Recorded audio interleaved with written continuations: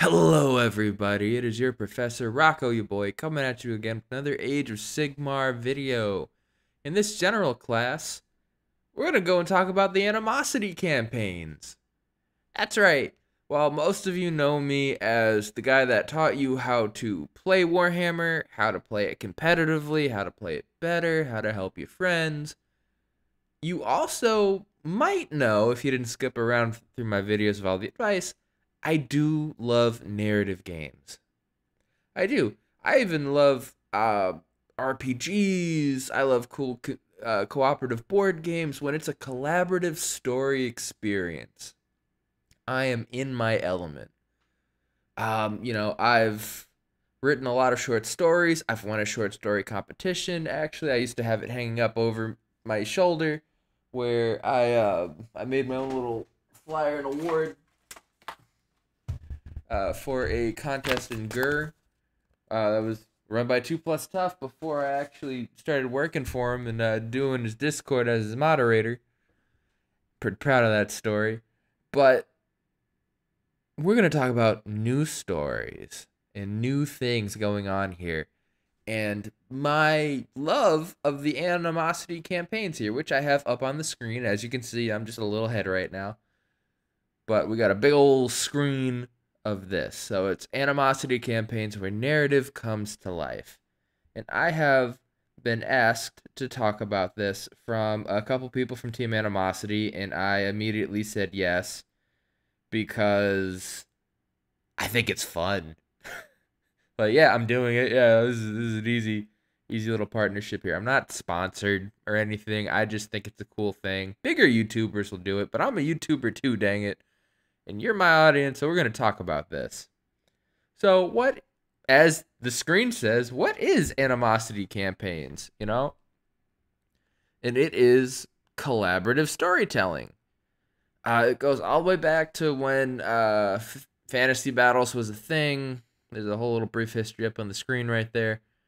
But what it is for me is, and I'm giving the whole overview, but it is a way to tell stories with strangers from around the world where you can come together and play games and have fun, you know? And they don't even have to be games of Age of Sigmar proper. It could be Warcry, it could be Soulbound, it could be Skirmish, it could be small point games, big point games. The things that you can do here don't even have to be games. So let me just tell you what all this is. All right, so they come up with their own setting. Here's screenshots of maps that they were in. I was in this one here. Actually, my faction was right over here, and we did very good for ourselves. And they make their own settings. They make their own characters that are NPCs. They give you quests and situations to be in, and then you as a group, because you'll get put into so many groups, however they divide it up by however many figureheads, and coalitions is the term they use here, that you can get together and tell a story about how your coalition goes and does one of these options, how they sacrifice things to get other things, and it's just really fun. And so what happens is each week, all right, is a turn in this. Because so first things first is actually the day this video comes out will be the day where you can announce which one of these 6 teams this year for the next month and a half, maybe 5 weeks, you want to be a part of, right? You find someone that you like their ideals, you want to tell a story there, it's got enough plot hooks for you, you get into it. Each week counts as a turn. They will give you 3 or 4, maybe 2 writing prompts. Who knows what they're going to do this year? They're going to give you some writing prompts to be like, hey, which story do you want to tell? And your coalition will vote on how many reports and things they want to put towards each option. Now, sometimes these report options are opposed by other coalitions and what you're trying to do. Sometimes they're just for the general well-being of the setting. Like, you're fighting in... Last year was the Prime Dominion, where it was a big elven civil war in Hysh, but it wasn't always fighting. Some of it was just infighting, and there were other options where it's like, for the good of the realm in the capital city where no fighting is allowed, we need to protect it. I don't know, there's a border war going on with X faction. Can we as Y faction defend it? Who's watching the trade routes? And these are prompts like, oh, we're gonna send our troops out to the first option. We're gonna not really dedicate much to the border war. We don't think it's gonna be big. And then the third option, we really want the extra money income, so we're gonna send people to that. And the types of reports you get are actually gonna be in the submitting reports and unfolding narrative. And there's several different types. You can submit up to 3 a week, where this picture's really pretty, so I'm gonna do that. Where you could write a short story. You can say how a game you played went. You can do hobby. You don't even have to play a game. Some people actually make they follow like the Azir Weekly's wonderful Twitter account, where they make like news pamphlets for like things that happen in game, and they just run a newspaper for 5 weeks. You get to relive your glory days of high school or college on the newspaper, and you make up a bunch of stories to say. And it gets some really, really cool stories and things out of this. So let's look at this here. What's the setting this year? The Bleeding Wilds. So this is interesting because what it is half in Gur and half in Shaman, where there is a bunch of magic, possibly from the Be'lakor plot lines of Broken Realms, where it's awakened magic from a big Draconith that had previously had its soul rendered from its body. The body's buried under a mountain. The soul's off wherever. And because of the magic of everything that's happened, from the Soul Wars to Alariel to Be'lakor, these two sections of two different realms have bled together through all this magic that created basically a realm gate.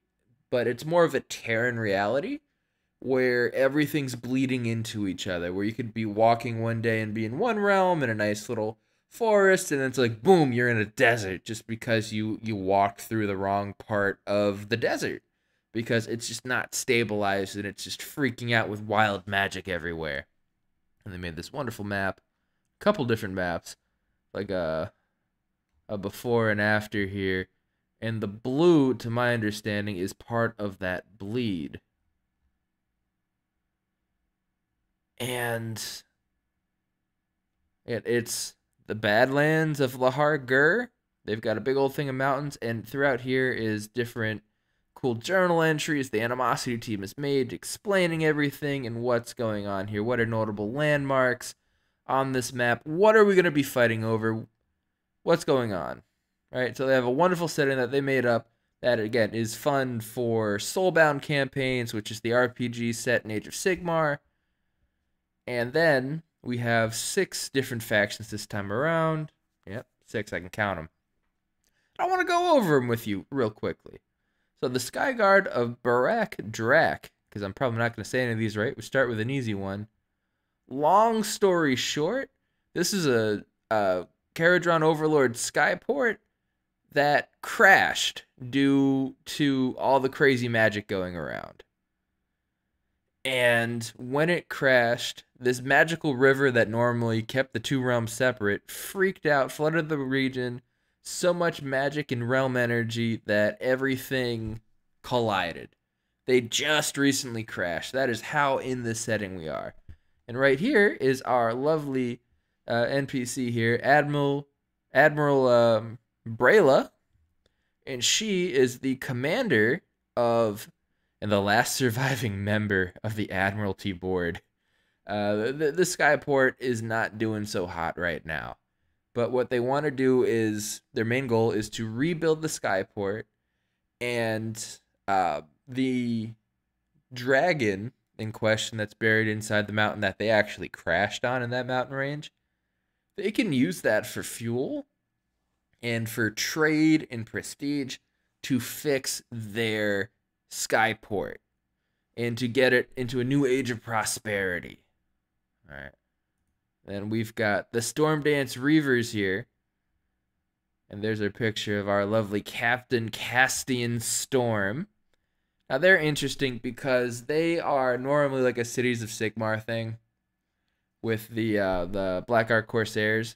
But this Black Ark has done so much for killing the biggest monsters, including now they hear about this new Madra Rua, about this Draconith monstrosity that's been its soul separated from the body and is hidden under a mountain, coming back to life maybe, where they're on the hunt. And if you notice in this art, there is an Ironjaw Auric symbol on this dude's chest plate. You're like, oh, that's weird. So what's so cool is in this little blurb and through their short stories that they tell to set the scene, this elf has actually recruited a wog of Oryx to fight for them because this person, these Stormdance Reavers and this Captain Castian Storm is so just badass at hunting down monsters and beasts that orcs are flooding to their banner to fight for them and be part of their crew with a K because it's orcs. You know, it's what you do. Then we've got Galback's company, which is a trading company led by an orc that's actually going out on behalf of one of the free cities there, one of the cities of Sigmar.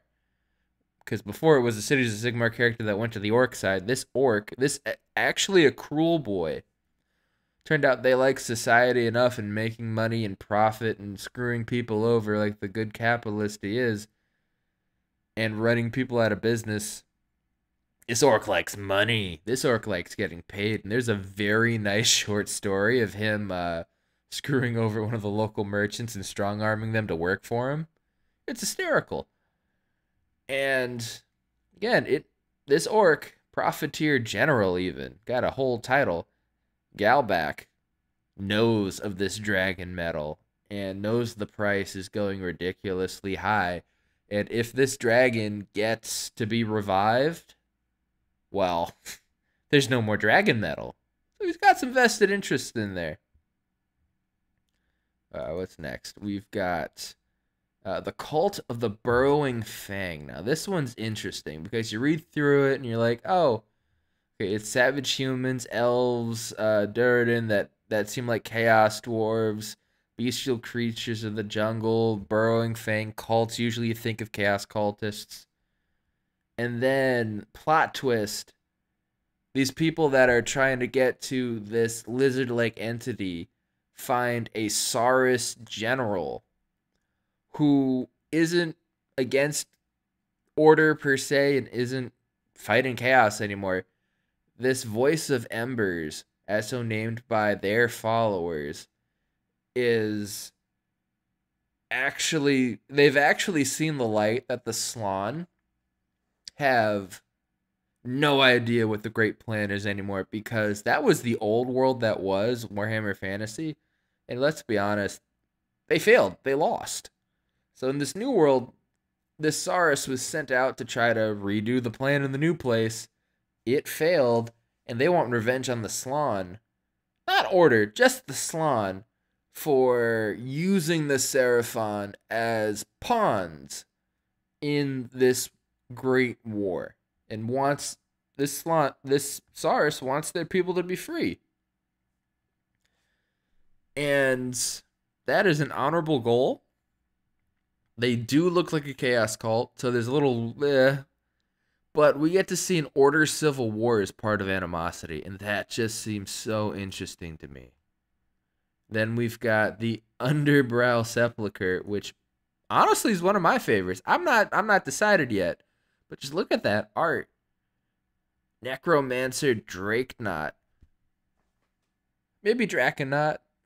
I don't know how they pronounce it. It's a fantasy word, but all I know is there is a former branch witch who, through understanding the cycle of life and death, has found a clutch of Draconith eggs that were covered in like quicksilver metal. And when all the magic went crazy here,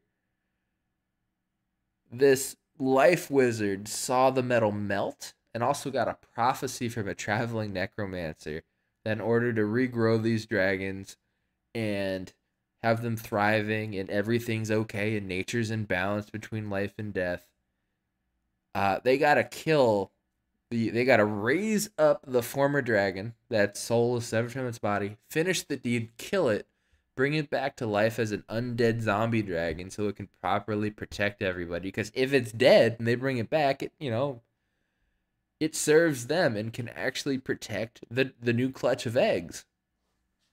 And this Sylvaneth hero also became a necromancer. And there's all kinds of like craziness involved with that. And to be a master of life and death just seems so cool and crazy. And that's who you'd follow for this. Because not only do they want to be the master of life and death, it is to regrow the Draconith people to serve the Sylvaneth and to serve the cycle of life and death properly, instead of what the Stormcast are doing with them, which is just winning tournaments and being jerks. So, and that brings us to the final, the Nashwan Cabal, where a Mind Stealer Sparax here has brainwashed a bunch of people to basically be a Tzeentch cult. But they'd never call themselves that. And they're not a large organization. But if you want to learn a mastery of magic and help this Pharynx mind meld and take over and become a chaos dragon, here you are. This is it. If you want to serve the dark gods, the good gods, you want to say screw the gods, I'm doing my own thing. This is a rebel faction here that can do a lot of cool things. And you can come willingly, or you can write stories and say you got brainwashed by the Pharynx and you're off doing crazy things on behalf of it. But you will learn all kinds of magic and see all kinds of phenomenons and be in constant conflict with everybody else around you serving this creature. And so, how does all this work here? We've got short stories that you can read on your own time, where they will have 6. They'll have one short story for each faction figurehead. And they also, through the unfolding narrative here, will be short stories for how each turn went. Because what happens is, again, you've got all these options to say what your reports are. And the option that gets the most votes, win or lose, will get mentioned the most in these stories. So, like, if you're writing a short story, like what I did last year, like, if I was going to write a report about a battle, I would say, as my short story, I would, write a short story up like a journal entry saying that, like, my Umbra Venati Deepkin, my Shadow Hunters, who came to the Prime Dominion last year almost as a refugee mercenary army because they were kicked out of their home because they didn't side with High King Volturnos when he signed the pact with Marathi. No, these were Olgu Deepkin that hated her and hated their Shadowkin cousins and were so happy to go to war with Marathi, helped storm Hagnar, that, my Achillean king was in the throne room even, helping to lead the charge when she came back as a god and thought this is our chance to get her while she's fresh and new. And then Volturnos, a traitor to our kind, said no. So we went to rebel, right? And Volturnos took his grand army and came to where we were, which was supposed to be a hidden enclave, turned out. Baratheon might have known where we were and sent him over as kind of a peace offering. And he exiled our Achillean king, who was actually my soulbound character. And that's how he got exiled, was to be soulbound. And then installed a puppet. And what my Deepkin, my people, then did was they went down to the Corelliums and prayed to Mathland for guidance and deliverance. And out came Spiro, my Eidolon of the Storm. And Spiro said to go back to the land of our ancestors and go to Hish to go to the Prime Dominion. And through Spiro's orders as my player character, as my own little personal figurehead, and through a wizard of mine, Astra of Atriamento, and a Namarti champion named Umathil, the people's champion, the people's Namarti, captain of the Forlorn Hope Battalion, I was able to, like as Umathil or as Astra, my short story would be a journal entry reporting back to Spiro. I would then say, like leading up to the battle, we have reports of enemies in this thing. We are sent to hold this bridge. We're gonna do it, reap some souls to rebuild our Namarti forces that have been depleted getting here, right? And I'd say it more flowerfully, like how I did the Umber of Venati description. Then I would also submit saying, "Hey, I played this battle out with a friend who was in another coalition, or maybe it was just a friend. Heck, there's rules here." I'm gonna say it's in their tabletop resources where they have Age of Sigmar, Warcry, Soulbound, Animosity, newspaper templates, but they have ways to even play single player games if you wanted to. And solo battles, naval battles, airship war scrolls from the Nova Open Grand Narrative event. They have all kinds of narrative TOs and stuff that partner with them and help them out. There's the Soulbound guide, newspaper meme generators. They give you pretty much anything you want. It's just so open-ended, And I would, again, for my second thing, because we're going to see the submit report button. So we said I'd do a writing report first, right? Then I would do a play report, where I would take screenshots of my game, say win, loss, draws, whatever. That would be my game. Yeah, no Underworlds, no Blood Bowl, because that Blood Bowl is a different universe. Underworlds is their own choice. So I'd have a writing report, the play report, and then I would have a hobby report, of like, hey, for the game, I made a custom Umathil model where she has a different sword, and I gave this Namarti unit champion, really is how she started, cool armor. And I painted her up, and it was a cool thing. Or like I built and painted the model for my Eidolon that is Spiro, and those would be my 3 reports for the week. I would say, they're going to option A, which was what? Let's say hold the bridge, right? That was one of our options. Sure. Other weeks, like my wife and I really love doing songs that are satires and changing the words around and stuff. And we like theater. And you know what? Some of our reports was like, I'm going to come up with my Deepkin are marching off to war, so they have a marching song. And then we took I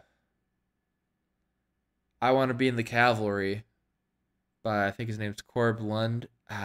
And I wrote it as I Want to Be an Eel Knight of the Sea, and then my wife sang it. And, we did it as a round, and that was one of our reports, which was really freaking cool. And it allows you to be creative in telling the story. Like there was one of the rounds, one of the turns was we had a funeral to attend, where our faction and another coalition had our figureheads had a mutual love interest that died in the middle of a fight trying to. It was a whole thing. The other faction was trying to execute her in the middle of an arena. We were coming to rescue her. She died in the middle of the fight. And then, as an atonement to try to end and squash this rivalry, we had a funeral. So, in that case, Astra, aka my wife's singing voice, went and sang a funeral lament. And, then some of our stories were like, I had Umathil and Spiro and our remaining Achillean knights go on a raid for prisoners of war that the other side refused to exchange.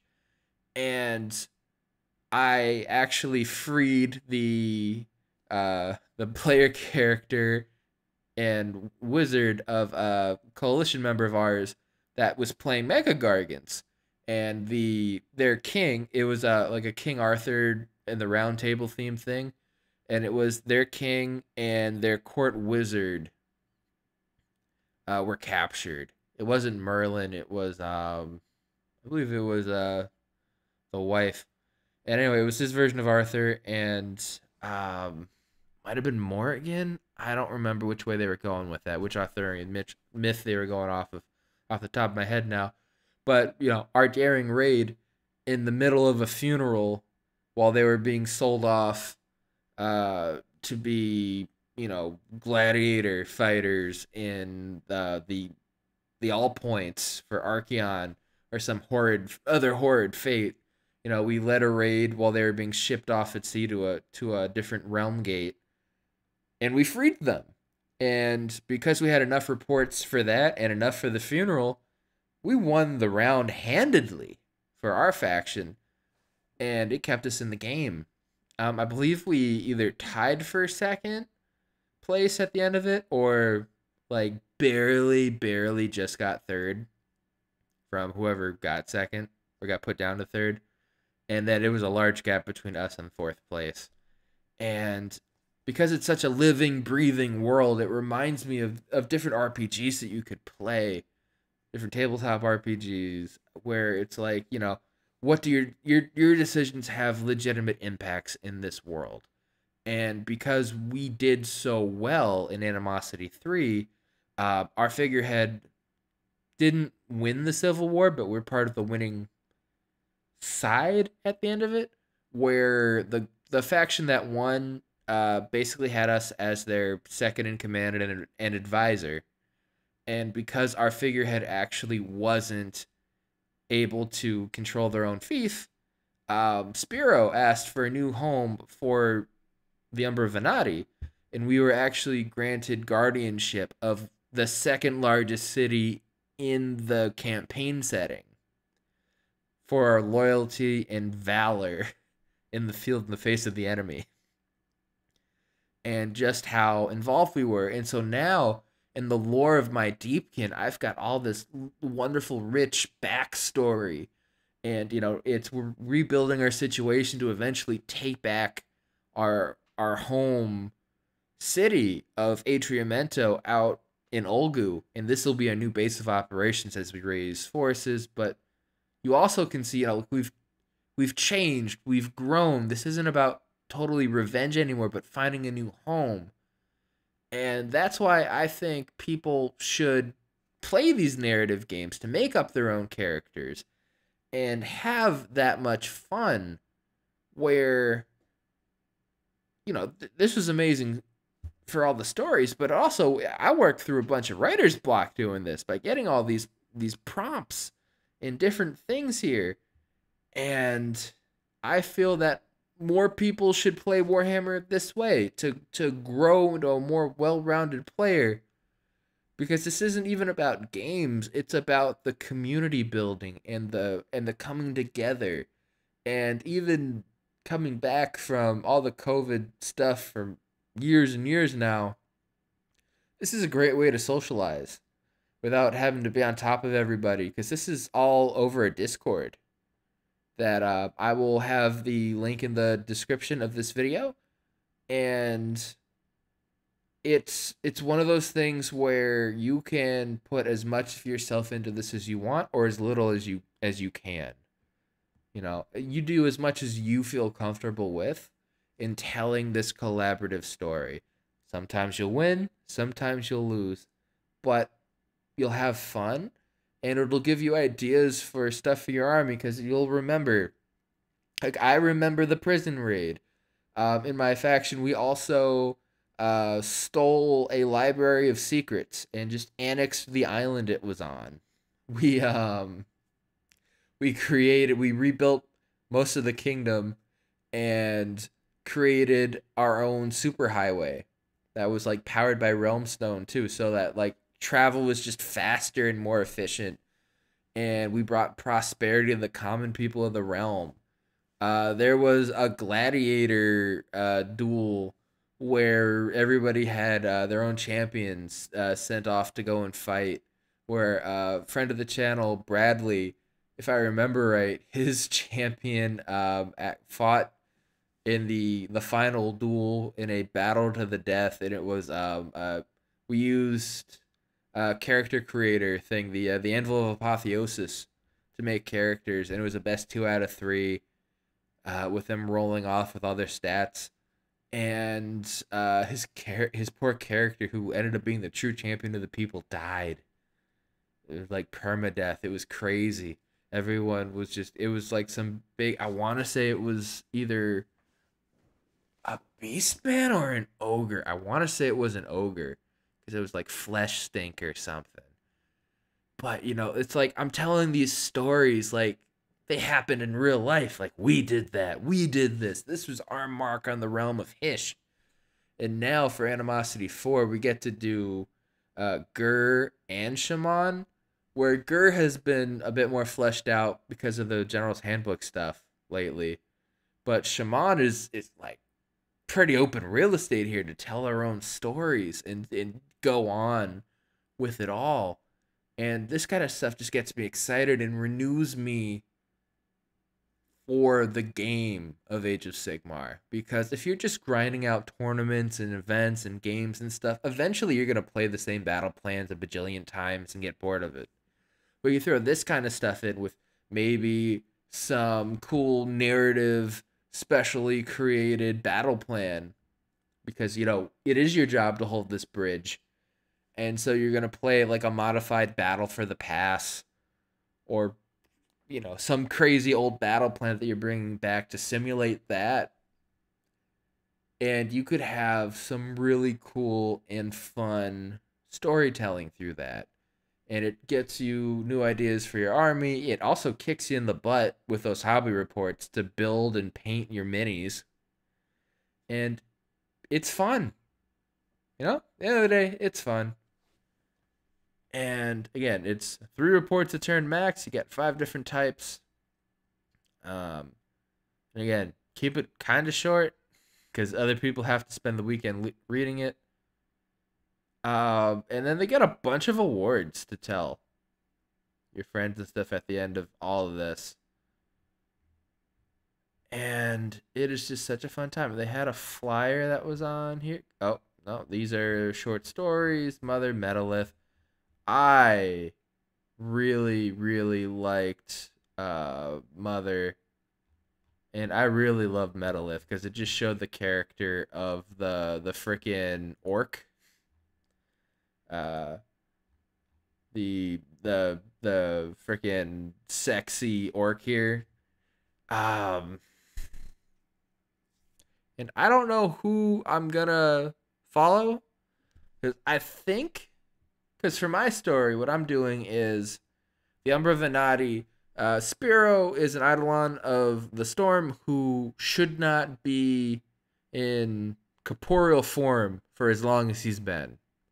You know, he's guided his people to safety and security, but the last thing that he needs to ensure is they have a war leader when he goes and dissipates into the new Corellium built into Ivisar City.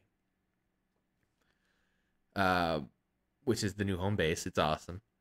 And there is a new aspirant trying to get the title, who was an Achillean prince in the last campaign, who I have had as my unnamed Achillean king through several tournaments, actually, where he's earned the title Gargant Friend, where I actually, myself, at the boys, with friend of the channel, Frank, we did a doubles event and got third place.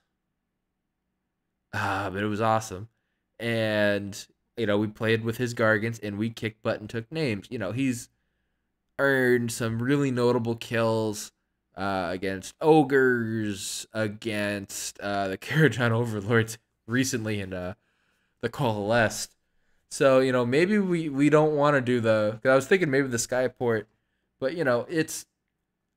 he's going on a raid. This new character, whose name I'm still trying to cement down here. And on this raid, to prove himself, because he might fall and die, and then the next one goes on, So we're trying to figure that out. And right now, my name in progress is Prince Canum Maris, the aspirant of Ivasar City. 3 A's in that word, in Ivasar City. And Prince Canum needs to show his strength as a leader, or his second in command will be a lieutenant that's an Achillean princess who is hot on his tail there. Maybe, we got a little court intrigue. Maybe she kills him. I don't know. Maybe he goes and gets a little too big for his britches and dies on this raid. But, part of it is one of the factions here is trying to make money. We're trying to show how profitable we could be for our future. Maybe we follow the Storm Dance Reavers and slay monsters with them because they want the body. We could use the soul. Think of what dragon souls can power for Namarti warriors. When you break that sucker down to like a bajillion Namarti and then just instantly regrow our army, Maybe, just maybe, we do join the Skyguard of Barak Drak. Because you know what? Maybe showing our leadership isn't just through war, but the ability to fight for others. And we kind of like being mercenaries, where, we can make a lot of money, show that we've got leadership qualities to help get this Skyport back on its feet. We have a bunch of ways to go about this. And that's the cool part of Animosity here, is that it's just so open-ended. And with that, ladies and gentlemen, I don't want to drag on too long. This video has already been longer than I thought it was going to be. So I wanted to say thank you for watching. Go check out Animosity. I'm going to leave a link to the website and their Discord in the description. And as I like to say at the end of all of our videos, class dismissed. Bye.